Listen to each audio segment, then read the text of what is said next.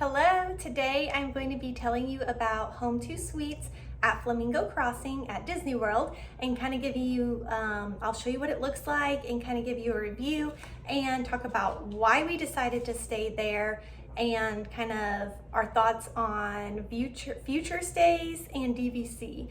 But let's start out with what the hotel looked like, because I know some of you are probably here for just that. So I'll start with what the hotel was like, and then I'll end with more of like my thoughts and future stuff. If you're new, my name is Courtney, and I am so glad you decided to stop by. I am a mother of 4, so we are a family of 6, and we like to travel, we homeschool, and this channel just has kind of an assortment of all kinds of things that we do day in the life of our lives. But so this one is a hotel review.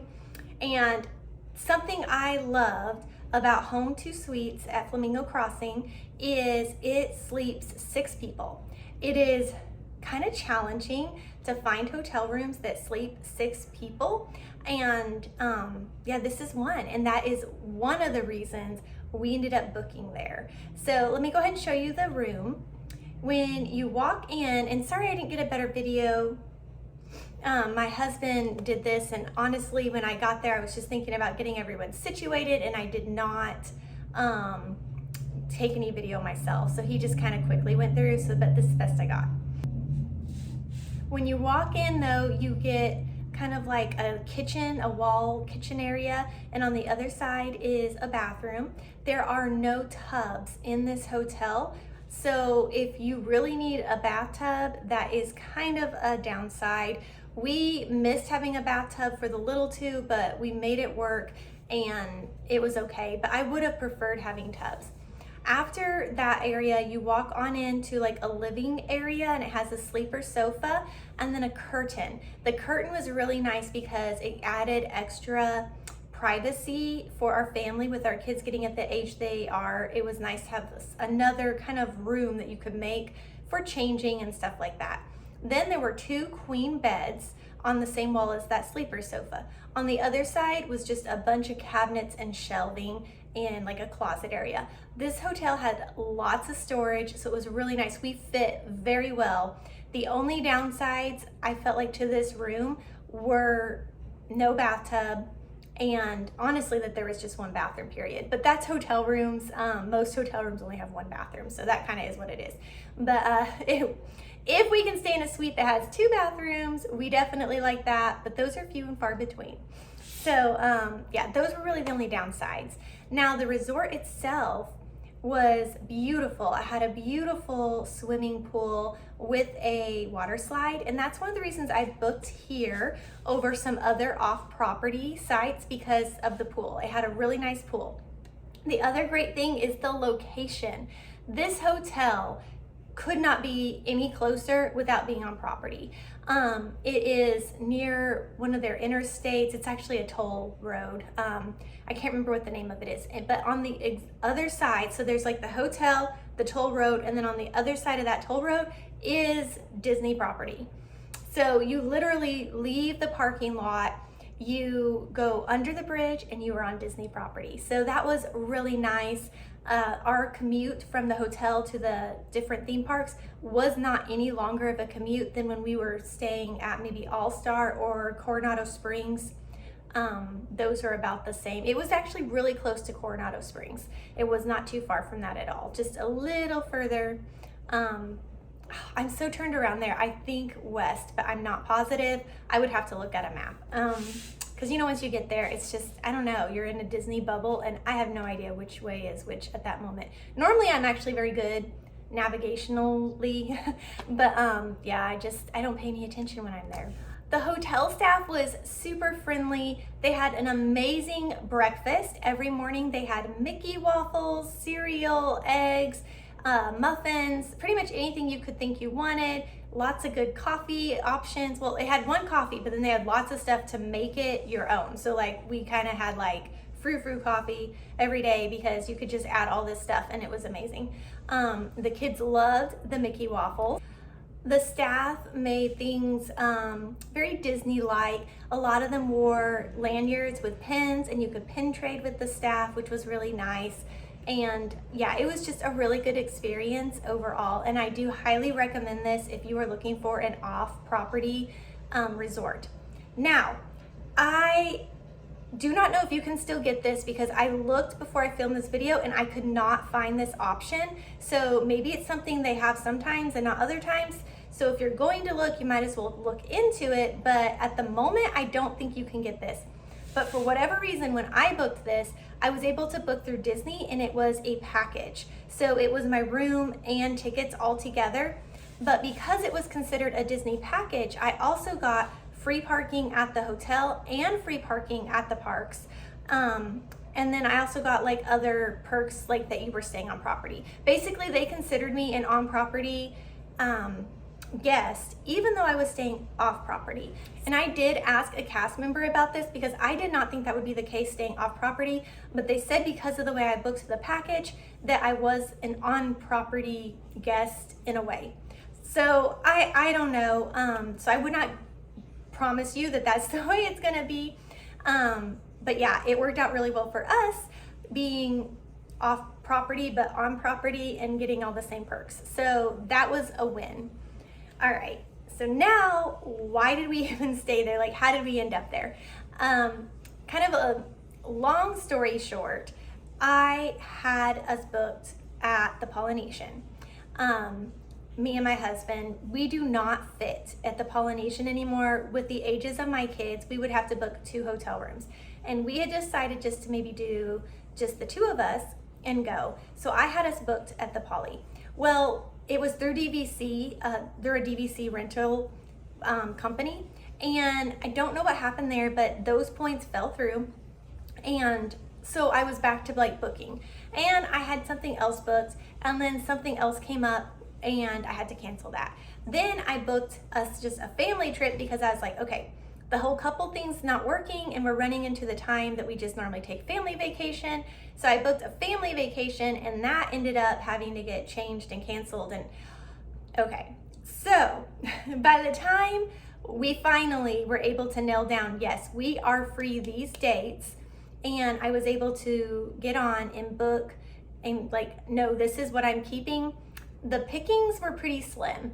I don't know if you've booked a Walt Disney World trip before, but you know, usually it books up pretty quickly, and especially if you're needing specific rooms that sleep like 6 people, or you need 2 adjoining rooms, or it gets more challenging the bigger you are. So what was left, my options that were left were very pricey, and I just wasn't willing to pay that much for us to go on vacation. And we toyed with just doing the couple thing again, but at this point I was like, but I feel like we need a family vacation. So we decided to go this cheaper route, because I also came across this when I was looking at packages, and it was drastically cheaper. Like, we're talking like $6,000 cheaper. So I was like, okay, let's try that. So, you know, I was a little nervous. Well, I have stayed off property before, but it has been a very long time.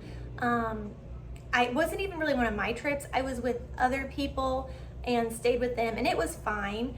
But we have never done that like as a family. So I was a little nervous how it would work and if we would like it. And I was very pleasantly surprised. I actually liked staying here better than when we stayed at All Star. And if I was having to pick between like All Star or here, I would probably pick here.